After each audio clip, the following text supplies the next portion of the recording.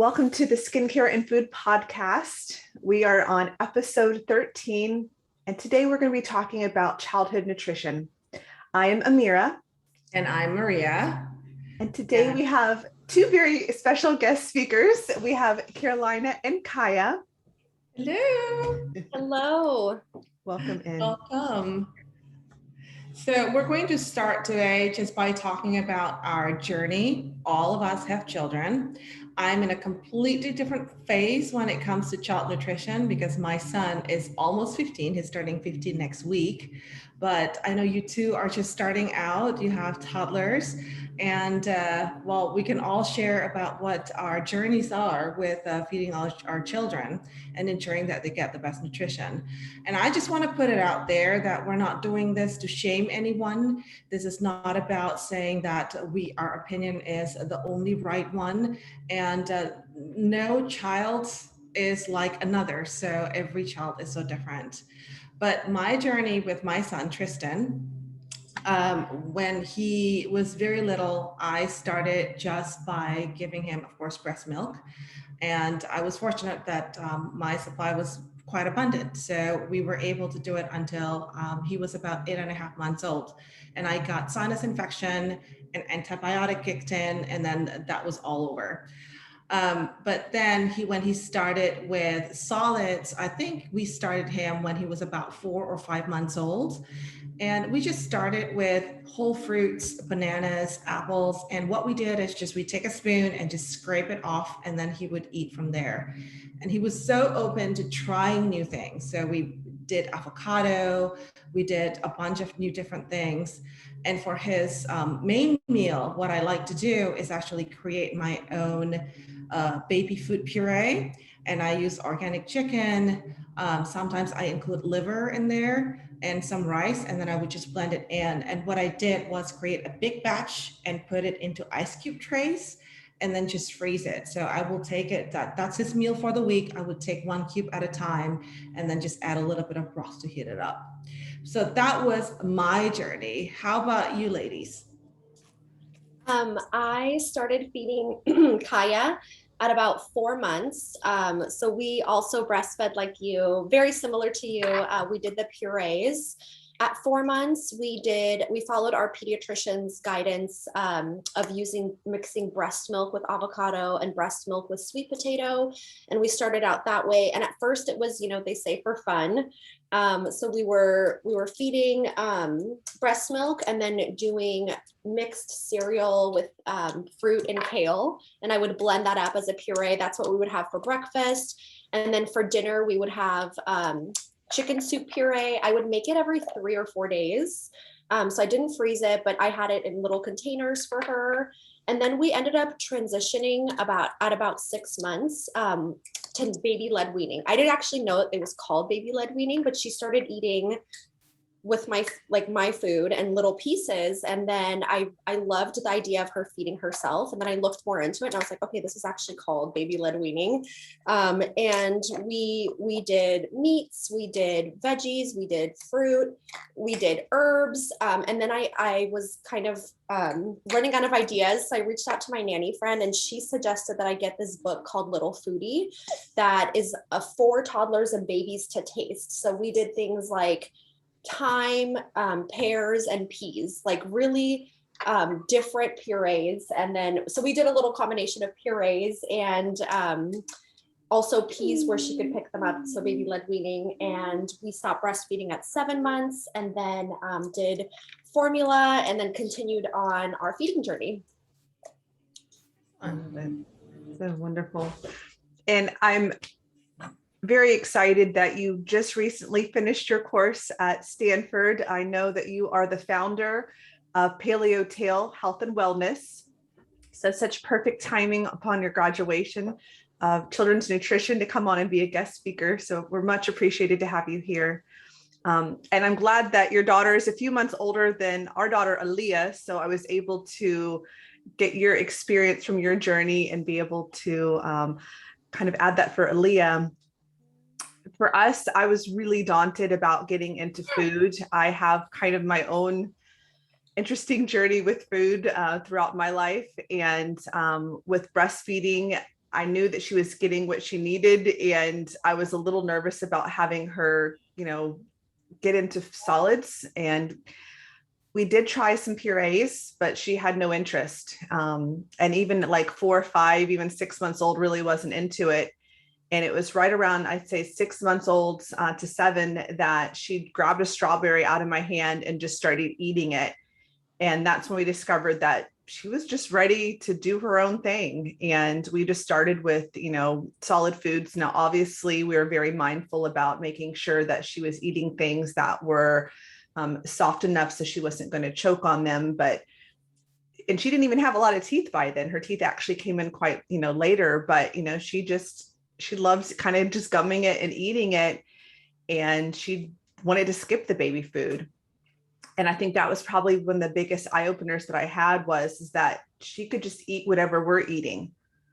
And I think that's probably one of the biggest tips that I could share is just go by your own instincts and go by your baby's own instincts.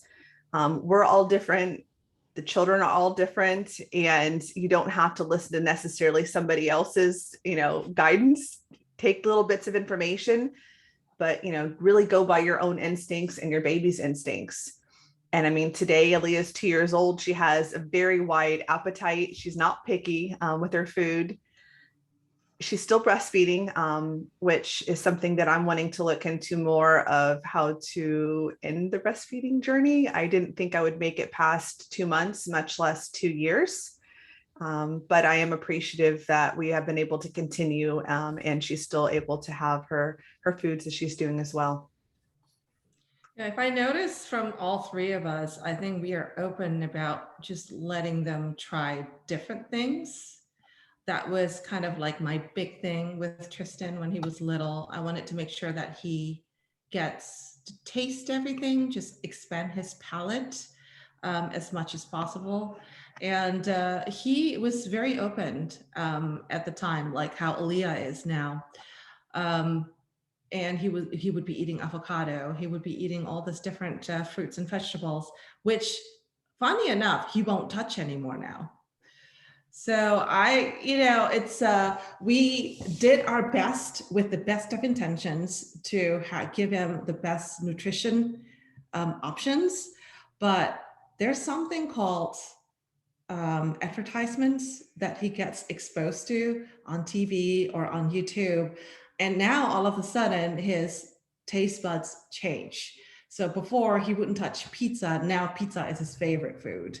Same thing with hamburgers. He liked hamburger, okay, but now he's craving it, every 2 days or so. So, I hope that your journey is going to be different, but that's just kind of like how he has progressed, even though he had this really, kind of had boundaries when it comes to food. As he gets older, his tastes change. We'll have to chat about that, Maria. I have ideas on how to make burgers and pizza healthy. I'm exploring that as well, just to have something different for my family that's traditional American food, right? They call it the SAD, Standard American Diet. It's not a funny acronym. But I want to make those foods have healthier versions. And I love that we all started our feeding journey a little differently and around the same time. Generally, children start eating 4 to 6 months, and it totally depends on the child. Amira, I love that you said go by your instincts, and the child will give you feeding cues, right? If they can sit up, if they're showing interest, if they want to eat what you're eating, it's perfectly fine for them to eat off our plates too. And I think we're raised to think like kid food is different than adult food, and it's the same food. It really is. And if you go to different cultures, like they're feeding them the same food, even during pregnancy. Like French women eat soft cheese, and Japanese women eat fish, raw fish. Like these things don't change, but we're taught like that's not what you eat, which I know that there's validity to that, but I think we have to go by our instincts. Oh, 100%. And I think certainly cultural aspects are going to take a huge input towards that by all means. I think it's quite interesting with having the influence of what they're seeing in the media. I also think that socially that's going to have a huge influence as well. I was one that I grew up that my mother always packed my lunch. I was only meant to eat only what she packed. And it was very strict vegetarian food. And so for me, I always kind of felt a very much of a divide, especially in elementary school of, I'm eating rice cake plain with, some raw peanut butter on it. And my friends are eating whatever, was at lunch school. And for our daughter, I've definitely decided that I want her to be able to experience what her friends are eating, but still have some packed lunch. And so I'll typically do like a hybrid.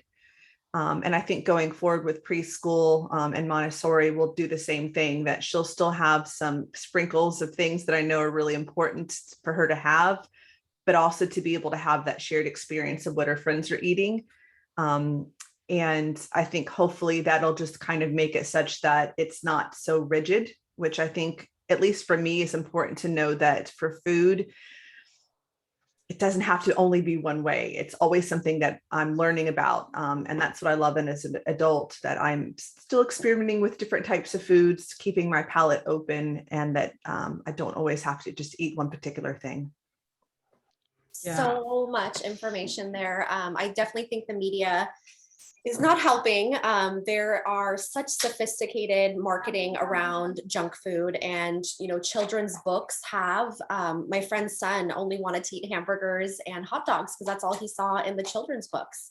And he's like, that's what food is. And I think, luckily now we're so fortunate to have healthier options of food. Like you can get what is it called?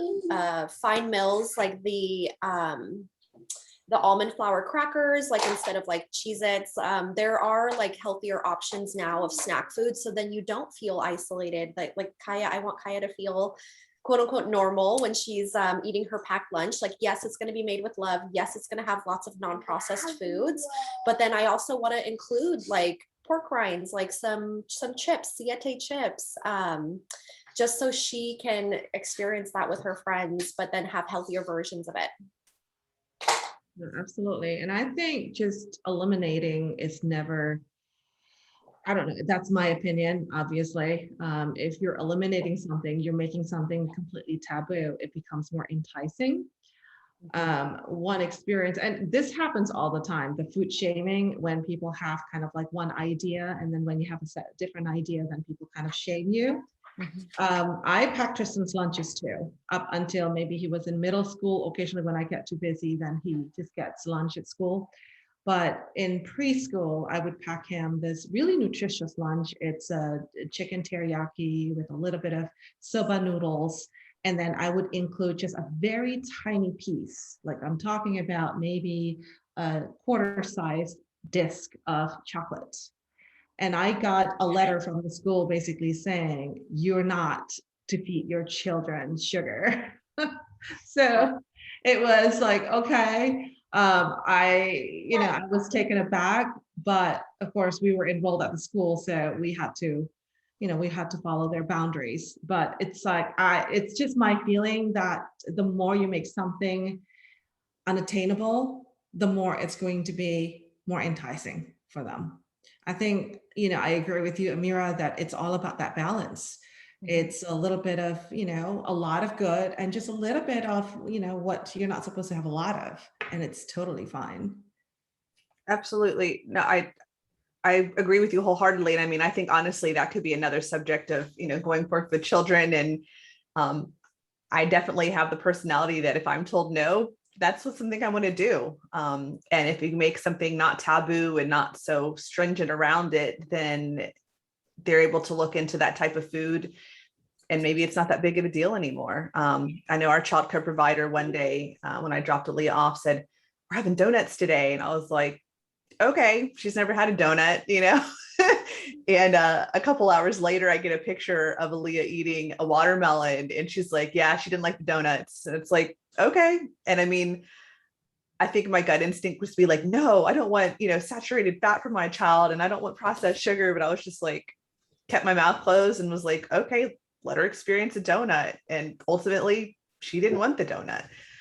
So I love the idea of, not being too strict and too stringent, and ultimately it's us, isn't it? I mean, that's what our children, they look at us, they see what we're doing, they see our patterns and what we're eating, how active we are, and just our overall mindset and positivity, and they'll go towards that.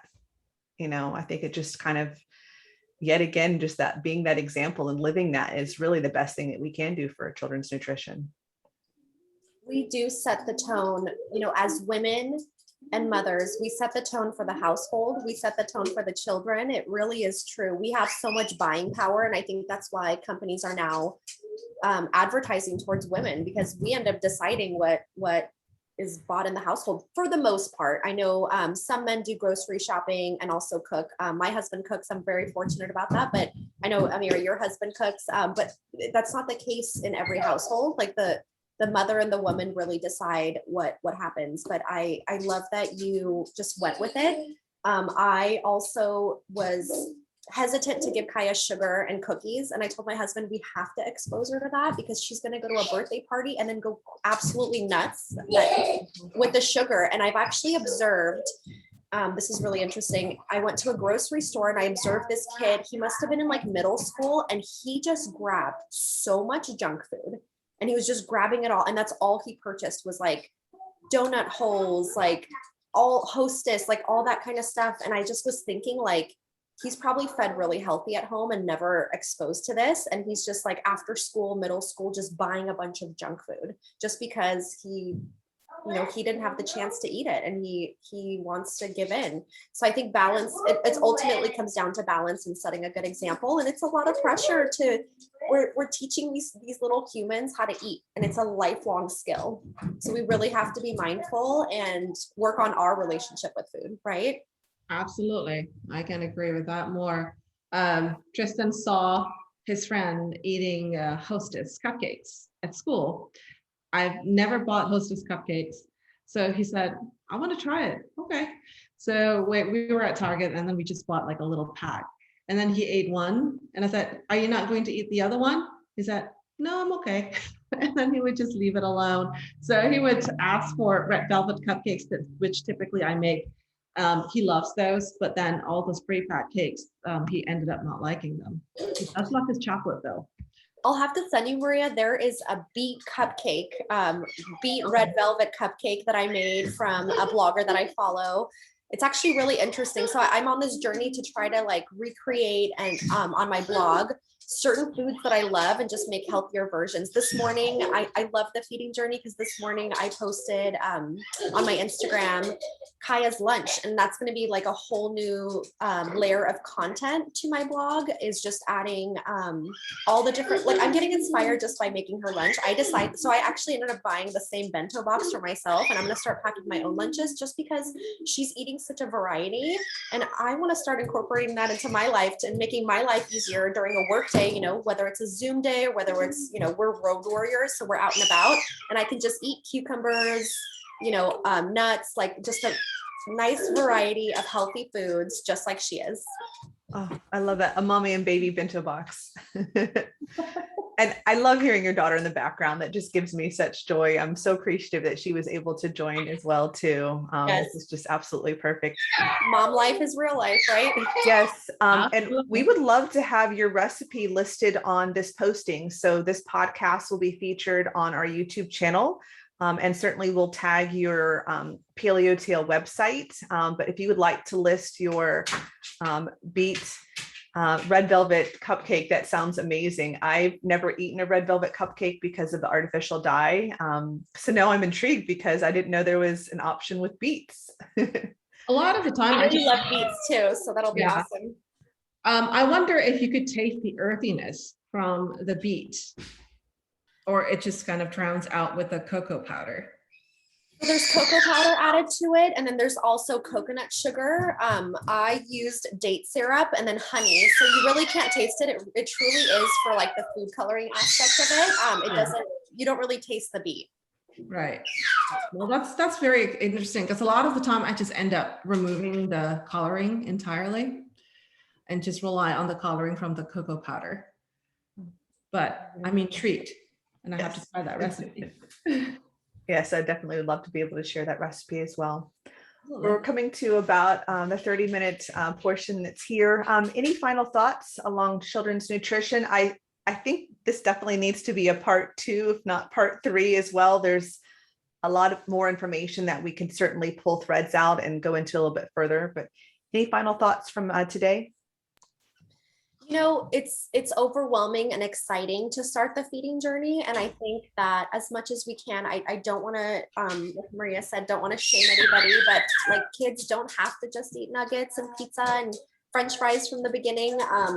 It kind of starts at home with like just the exposure is huge. Like as much as we can expose them, especially in that first like couple years to foods, it's so important. My grandma says the first 3 years, and Stanford said like the first couple years are so important to just have them taste. Like they might not like it. Like I gave her an onion, I gave Kaya an onion and herbs and everything. So just exposure is huge, and just like do your best. But a fed baby is a happy baby at the end of the day.